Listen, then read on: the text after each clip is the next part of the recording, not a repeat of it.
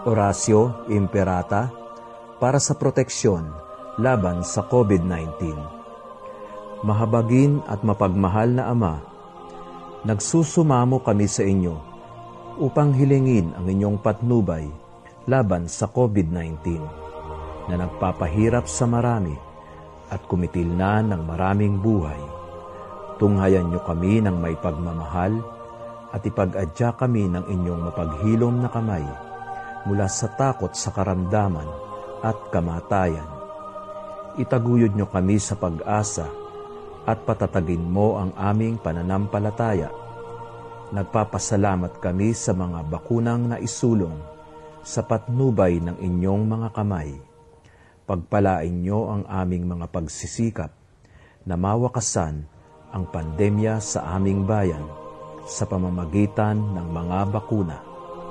Maging tapat nawa sa kanilang tungkulin ang mga taong nangangasiwa sa pagbabahagi at pagtanggap ng mga bakunang ito, nang maging lubusang ligtas na ang lahat sa malulubha at nakamamatay na epekto ng virus na ito. Gabayan niyo ang mga dalubhasang na atasan na tumuklas ng higit pang mga lunas at paraan upang ihinto ang paglaganap nito. Patnubayan niyo ang mga lumilingap sa may sakit nang malakipan ng husay at malasakit ang kanilang pagkalinga. Pagkalooban niyo sila ng kalusugan sa isip at katawan, katatagan sa kanilang paninindigang maglingkod, at ipagsanggalang niyo sila sa karamdaman. Itinataas namin ang mga nagdurusa, makamtanawa nila ang mabuting kalusugan. Lingapin niyo rin ang mga kumakalinga sa kanila. Pagkamitin niyo ng kapayapaang walang hanggan ang mga pumanaw na.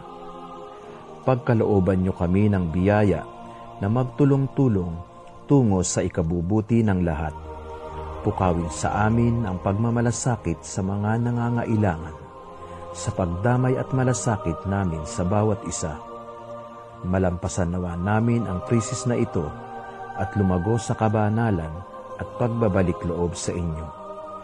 Hinihiling namin ito sa pamamagitan ni Hesukristo na nabubuhay at nagaharing kasama ninyo at ng Espiritu Santo, iisang Diyos, magpa sa walang hanggan. Amen. Dumudulog kami sa inyong patnubay, mahal na Ina ng Diyos. Pakinggan mo ang aming mga kahilingan sa aming pangangailangan at ipagadya mo kami sa lahat ng kasamaan. Maluwalhati at pinagpalang Birhen. Amen. Mahal na Birhen, mapagpagaling sa may sakit, ipanalangin mo kami. San Jose, ipanalangin mo kami. San Rafael Arkanghel, ipanalangin mo kami. San Roque, ipanalangin mo kami. San Lorenzo Ruiz, ipanalangin mo kami. San Pedro Calungsod, ipanalangin mo kami. Magsitayo po ang lahat.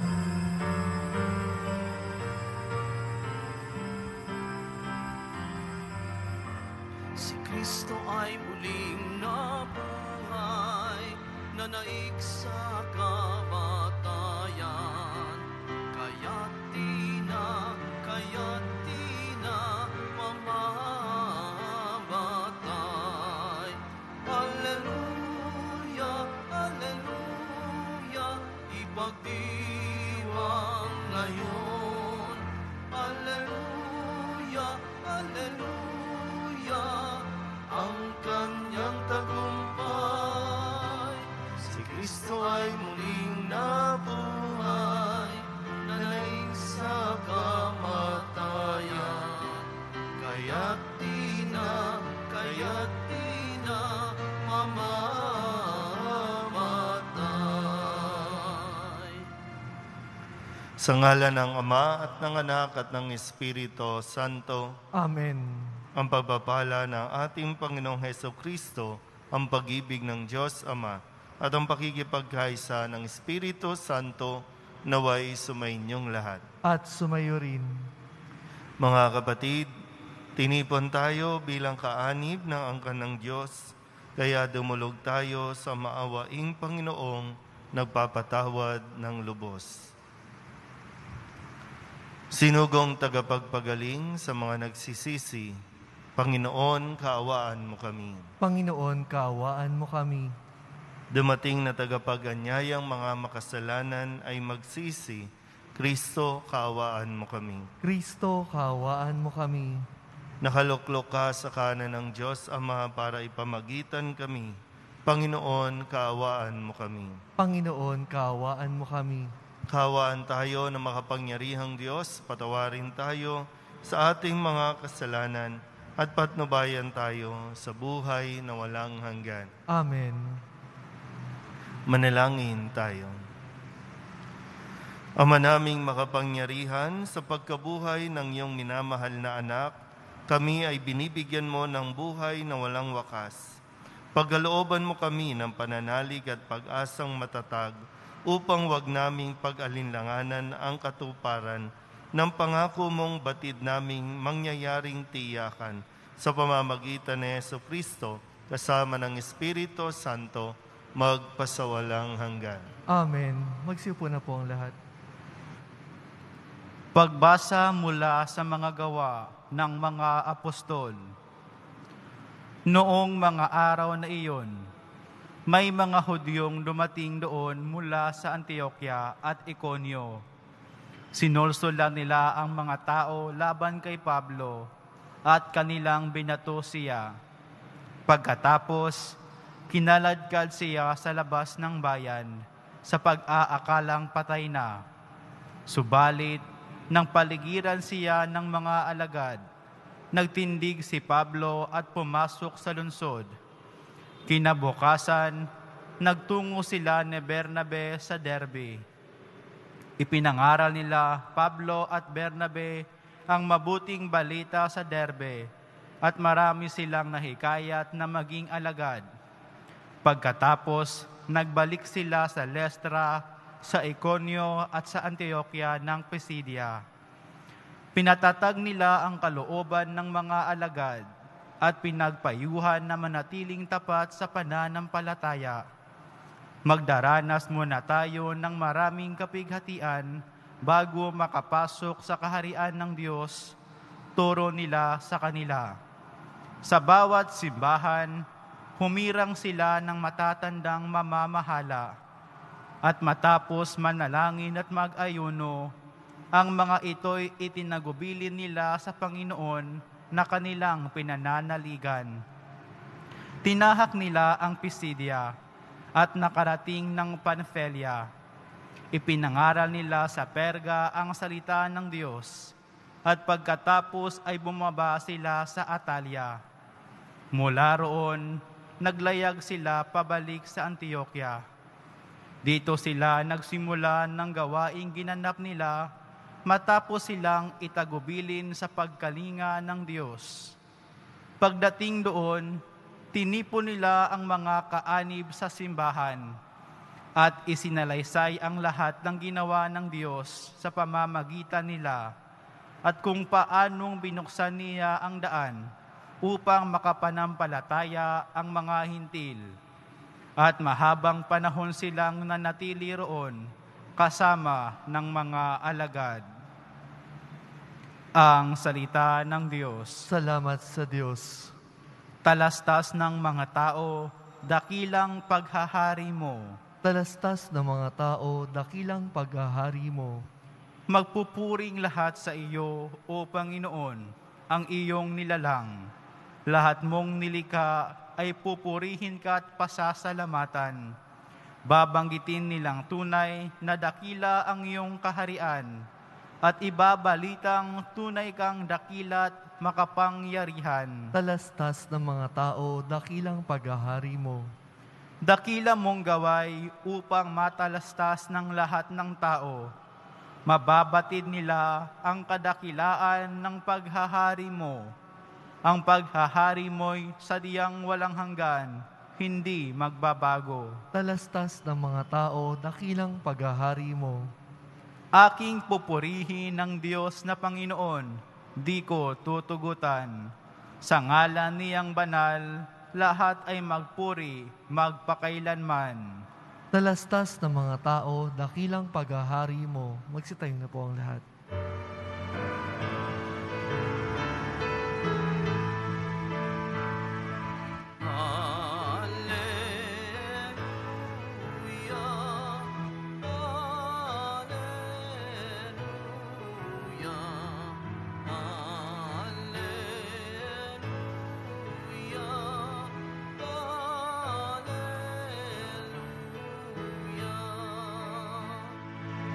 Si Kristo'y laang magtiis, ng tagumpay ay makamit at sumaatin ang langit.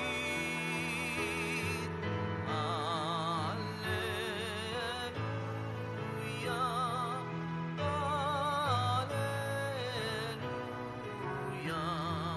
Alleluia,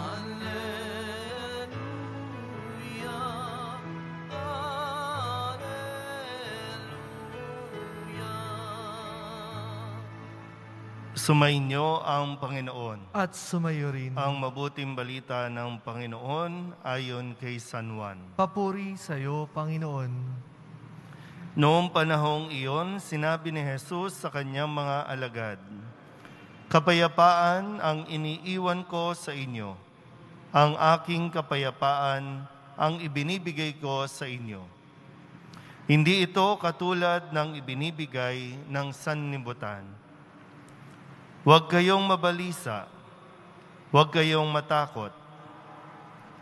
Sinabi ko na sa inyo, ako'y aalis, ngunit babalik ako. Kung iniibig ninyo ako, ikagagalak ninyo ang pagpunta ko sa Ama, sapagkat dakila ang Ama kaysa akin. Sinasabi ko na ito sa inyo bago pa mangyari, upang kung mangyari na, kayo'y manalig sa akin. Hindi na ako pakahaba ng pagsasalita sa inyo, sapagkat dumarating na ang pinuno ng sanlibutan ito. Wala siyang kapangyarihan sa akin, subalit dapat makilala ng sanlibutan na iniibig ko ang Ama at ang ginagawa ko'y ang iniuutos niya sa akin." Ang mabuting balita ng Panginoon. Pinupuri ka namin, Panginoong Heso Kristo. Magsipo na po ang lahat. Isang magandang araw po sa inyong lahat. Sa atin pong Ebanghelyo ngayong araw na ito ay maririnig natin yung tema ng pamamaalam ni Jesus. Aalis na siya, pupunta na siya sa kanyang Ama, at dito po ay iniiwan niya yung napakahalagang bagay na dapat tanggapin ng kanyang mga alagad. Nasabi po dito, "Kapayapaan ang iniiwan ko sa inyo, ang aking kapayapaan ang ibinibigay ko sa inyo. Hindi ito katulad ng kapayapaan na ibinibigay ng sanlibutan." Pag sinabing kapayapaan, sa mga termino natin, gusto natin yung, pag sinabing kapayapaan, no, yung may peace of mind. Yung kampante tayo, yung okay tayo, kahit na may problema ay nagagawa natin at nakukuha natin maging masaya. Kapayapaan ang ibinibigay ni Kristo sa atin. Yan ba rin ang gusto natin makamtan?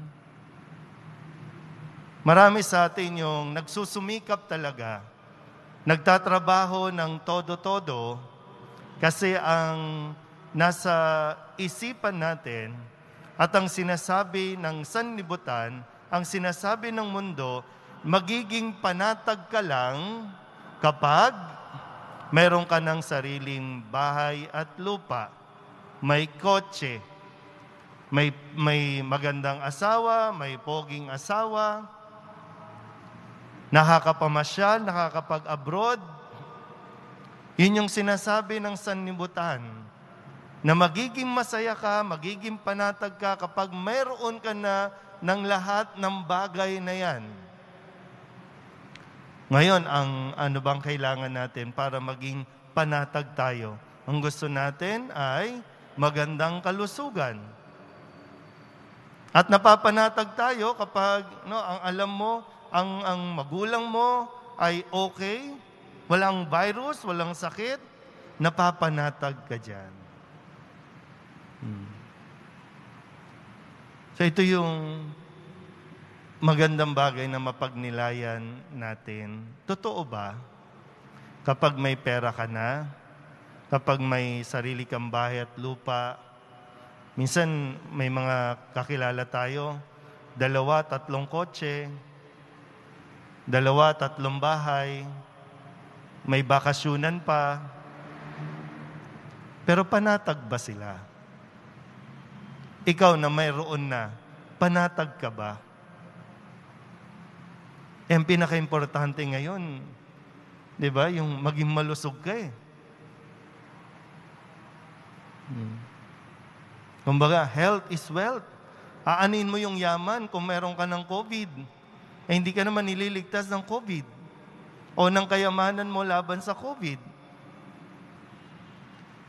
Dito po sa amin sa Quiapo, may mga lingkod po kami na nitong nakalipas na araw, sunod-sunod, nababalitaan namin na COVID, tapos kinabukasan, namatay na. Nakita mo pa lang na naglingkod nung nakalipas na linggo, ngayon, abo na. Pero hindi tayo tinatakot. Kaya nga sabi ni Kristo, huwag kayong mabalisa, huwag kayong matakot. So ang isang taong tumanggap ng ibinibigay ni Kristo na kapayapaan kahit ma-COVID, kahit umabot pa sa punto na matapos ang buhay natin dito, hindi mangangamba, hindi matatakot.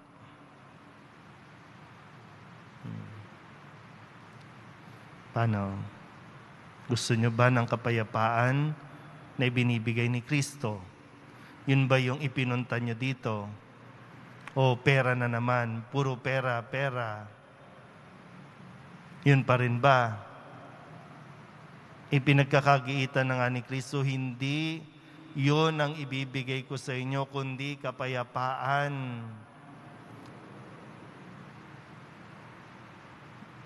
Kaya lang, ang hirap nating kumbinsihin talaga eh. Pero maganda rin mapagnilayan. Kung si Kristo sa kanyang pag-alis, ibinibigay niya yung pinakamahalagang dapat na mayroon tayo, lalo pa sa panahong ito ng pandemya, para hindi tayo matakot, di tayo mangamba. Kung sakasakali, ikaw po ba, kung aalis ka na sa mundong ito, panatag ka bang aalis at iiwan ang iyong pamilya? Kung hindi, bakit hindi ka panatag? Baka lang, no? Baka iniisip mo, paano sila mabubuhay? Yan tanong, inihanda mo ba sila? Tinuruan mo ba sila para mabuhay? Kasi alam naman natin, isang araw aalis ka eh. Aalis tayo. Pero ano ang naibigay mo? Minsan yung dati po, no? Yung mga panahon pa natin, yung mga kabataan natin, di ba, no? Bakit tayo natutong mabuhay kahit wala na yung mga magulang natin? Kasi tinuruan ka pa paano maghugas, paano magluto. Yung mga simple at basic na dapat alam natin na ituro. Pero sa panahon ito, na ituturo pa ba? Ultimo pagbubukas ng dilata, hindi marunong. Ultimo pagsasaing, hindi marunong. Pag wala ng gas, kuryente, hindi na makapagsaing. Kaya takot na mawala ang mahal nila sa buhay. Takot na takot mawala yung mga magulang kasi hindi nila ang paano mabuhay. Kaya nawa po, kung paanong si Kristo inihanda ang kanyang mga alagad at saka huli-hulihay ibinigay ang kapayapaang kailangan nilang dalhin para nang sa ganon anumang hirap, anumang pagsubok ang maranasan nila sa buhay na ito, mananatili silang matatag. Sana ganon din po ang ating gawin habang tayo po ay may panahon pa, habang tayo ay may pagkakataon pa. Ito yung iiwanan natin sa kanila. At lalo tigit, sana po huwag nating kalimutang iwan sa kanila yung kapayapaang ibinigay at nakuha natin mula sa Poong Jesus Nazareno. Amen?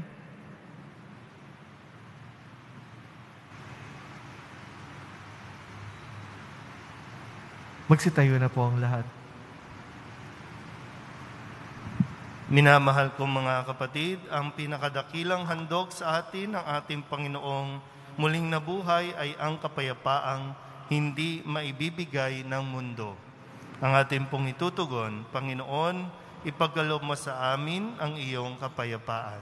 Panginoon, ipagkaloob mo sa amin ang iyong kapayapaan.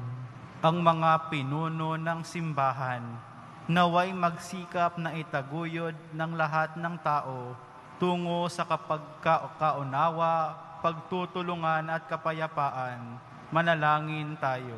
Panginoon, ipagkaloob mo sa amin ang iyong kapayapaan. Ang mga mamamayan ng lahat ng bansa, naway magtaguyod ng katarungan at kapayapaan.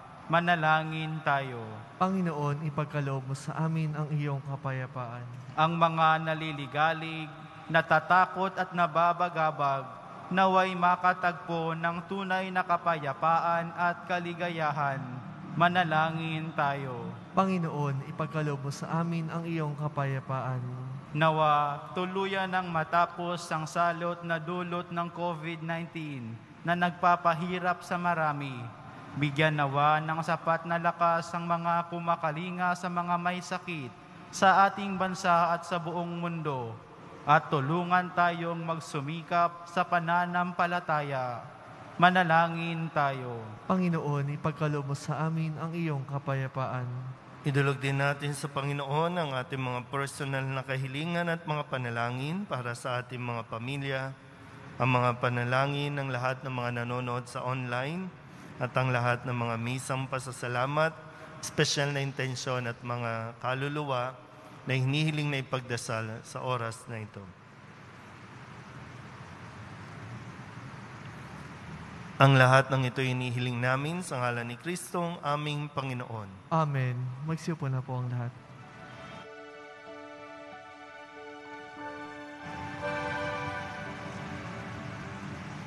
Oo, narito ang alay sa iyo, nagmula sa iyong bayang masayang nagsalo. Aming sanang mga alay, gawin mong totoo. Itong alak at tinapay, gawing dugo't katawan mo. Magsitayo na po ang lahat. Manalangin kayo mga kapatid upang paghahain natin ay kalugdan ng Diyos Amang makapangyarihan. Tanggapin nawa ng Panginoon itong paghahain sa iyong mga kamay, sa kapurihan niya at karangalan sa ating kapakinabangan at sa buong sambayanan niyang banal. Ama naming lumikha, tanggapin mo ang mga alay ng iyong sambayanang natutuwa. Ang pagkabuhay ng iyong anak na niloob mo ang aming ikatuwa ngayon ay papagbungahin mo ng galak na mananatili sa amin habang panahon. Sa pamamagitan niya kasama ng Espiritu Santo, magpasawalang hanggan. Amen. Sumainyo ang Panginoon. At sumayo rin. Itaas sa Diyos ang inyong puso at diwa. Itinaas na namin sa Panginoon. Pasalamatan natin ang Panginoong ating Diyos. Marapat na siya ay pasalamatan. Ama naming makapangyarihan, tuningang marapat na ikaw ay aming pasalamatan. Ngayong ipinagdiriwang ang paghahain ng Mesiyas, ang maamong tupa na tumubos sa aming lahat. Ang katawan ng anak mong sa krus sa bayubay ay handog ng pag-ibig na walang kapantay. Ito ang paghahaing ganap mong kinalugdan. Ito ang nilunggati ng dating pag-aalay. Ang buong sarili ng anak mong si Jesus ay inihain sa iyo upang kami matubos. Siya ang dambana at paring naghahandog. Siya pa rin ang tupang handog na ibinukod. Kaya kaysa ng mga anghel na nagsisiawit ng papuri sa iyo, nang walang humpay sa kalangitan, kami nagbubunyi sa iyong kadakilaan. Santo, Santo, Santo, Panginoong Diyos ng mga hukbo, napupuno ang langit at lupa ng kadakilaan mo. O sana sa kaitaasan, pinagpala ang naparirito sa ngalan ng Panginoon.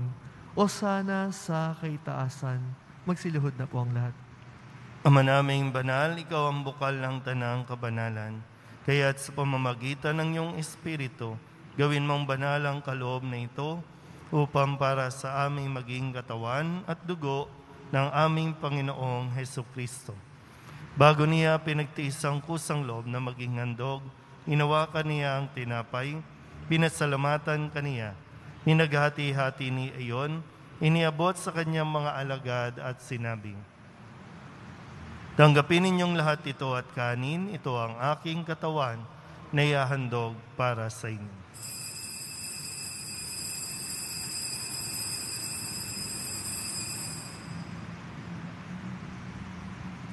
Gayun din naman nang matapos ang hapunan, hinawakan niya ang kalis, muli kaniyang pinasalamatan. Iniabot niya ang kalis sa kanyang mga alagad at sinabi, tanggapin ninyong lahat ito at inumin. Ito ang kalis ng aking dugo ng bago at walang hanggang tipan. Ang aking dugo na ibubuhos para sa inyo at para sa lahat sa ikapagpapatawad ng mga kasalanan. Gawin ninyo ito sa pag-alaala sa akin.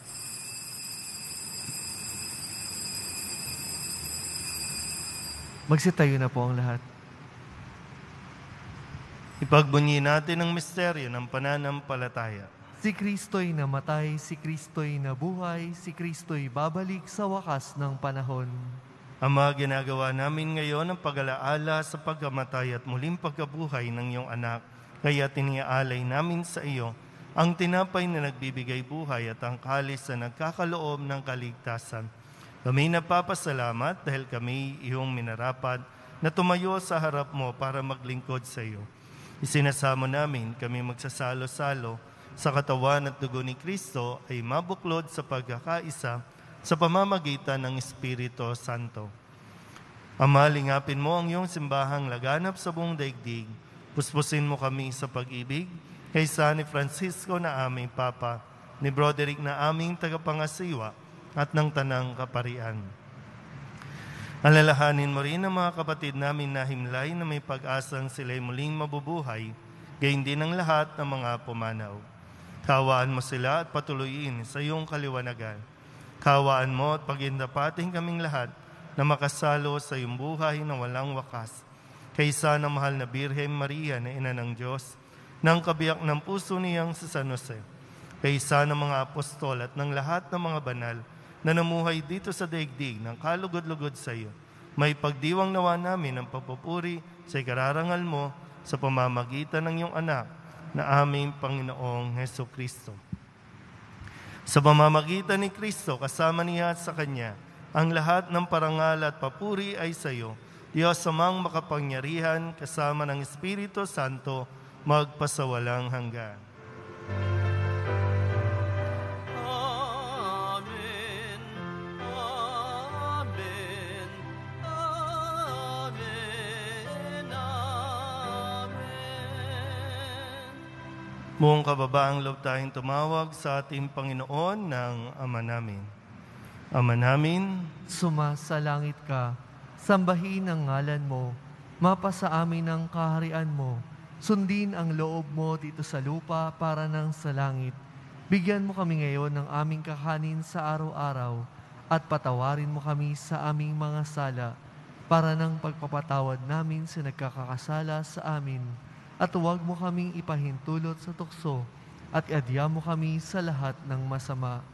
hinihiling namin kami iadya sa lahat ng masama, pagkalooban ng kapayapaan araw-araw, iligtas sa kasalanan at ilayo sa lahat ng kapahamakan. samantalang aming pinananabikan ang dakilang araw ng pagpapahayag ng tagapagligtas naming si Hesu Kristo. Sapagkat iyo ang kaharian at ang kapangyarihan at ang kapurihan magpakailanman. Amen. Panginoong Hesu Kristo, sinabi mo sa iyong mga apostol, kapayapaan ang iniiwan ko sa inyo, aking kapayapaan ang binibigay ko sa inyo. Tunghayan mo ang aming pananampalataya at huwag ang aming mga pagkakasala. Pagkalooban mo kami ng kapayapaan at pagkakaisa ayon sa iyong kalooban, kasama ng Espiritu Santo, magpasawalang hanggan. Amen. Ang kapayapaan ng Panginoon ay laging sumainyo. At sumayo rin. Magbigayan po tayo ng kapayapaan sa isa't isa. Kordero ng Diyos na nag-aalis ng mga kasalanan ng sanlibutan, maawa ka sa amin. Kordero ng Diyos na nag-aalis ng mga kasalanan ng sanlibutan, maawa ka sa amin. Kordero ng Diyos na nag-aalis ng mga kasalanan ng sanlibutan, ipagkaloob mo sa amin ang kapayapaan. Magsiluhod na po ang lahat. Ito ang kordero ng Diyos. Ito ang nagnaalis ng kasalanan ng sanlibutan. Mapalad ang mga inaanyayahan sa kanyang piging. Panginoon, hindi ako karapat-dapat na magpatuloy sa iyo, ngunit sa isang salita mo lamang ay gagaling na ako.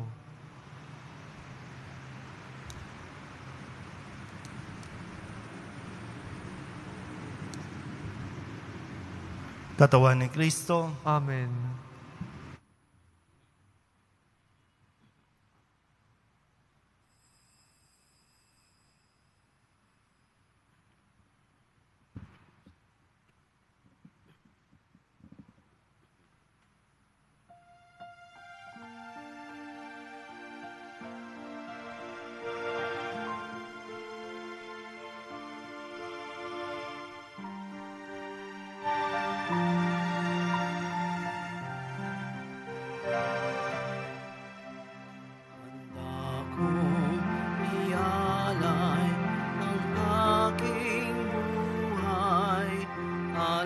Alang-alang sa aking mga tubang,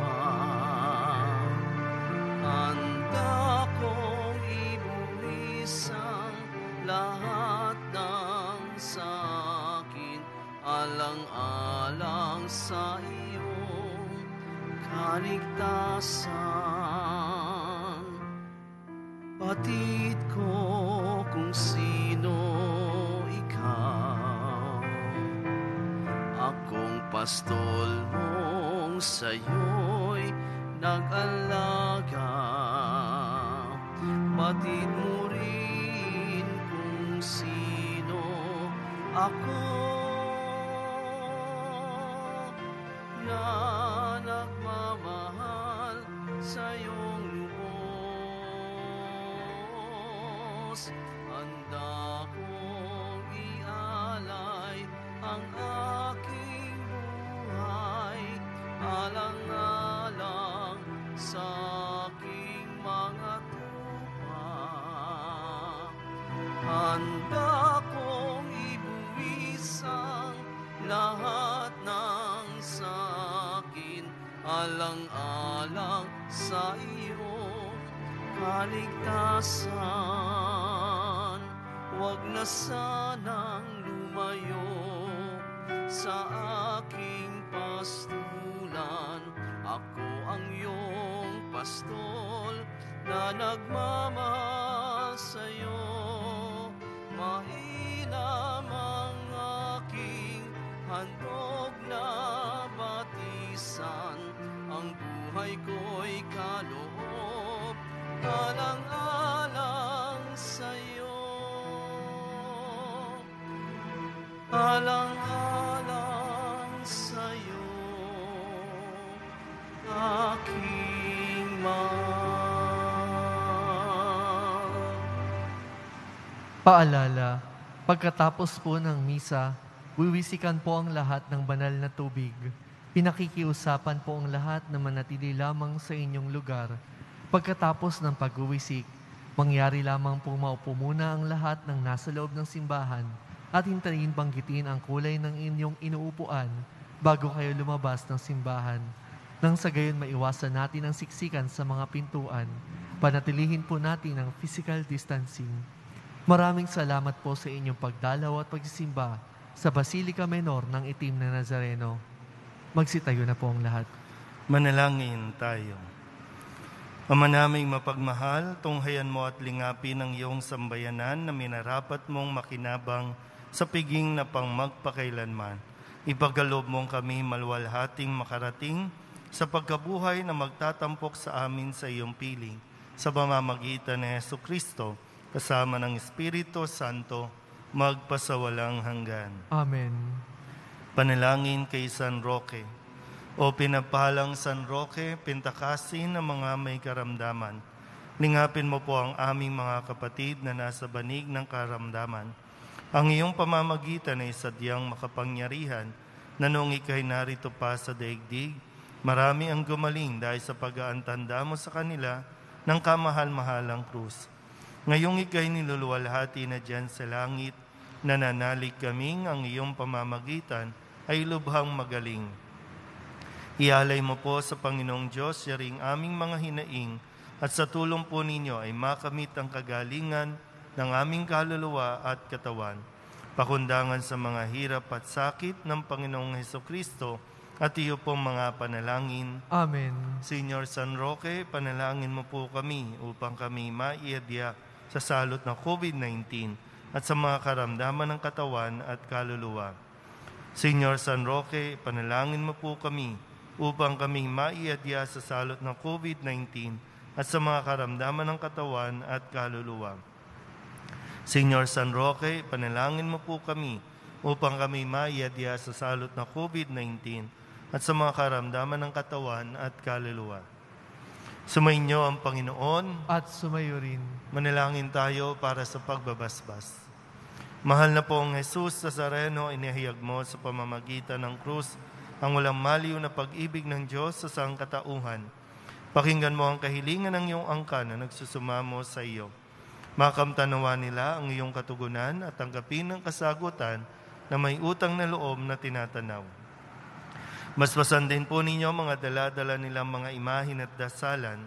Sa pamamagitan ng bendisyon na ito, naway maalala nila mga pangako nila noon sa binyag na ikaw ang kanilang ibigin at paglilingkuran bilang Panginoon magpasawalang hanggan. Amen. At pagpalain kayo ng makapangyarihang Diyos, Ama at Anak, Espiritu Santo. Amen. Tapos sa banal na misa, humayo tayo sa kapayapaan ni Kristo. Salamat sa Diyos. Magandang araw po.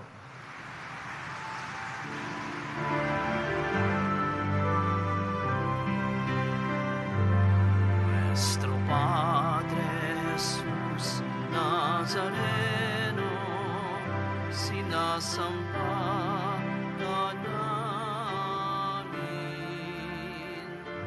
pinipinto ka namin, aral mo ang aming buhay at kaligtasan. Nuestro Padre Jesús Nazareno, iligtas mo kami sa kasalanan.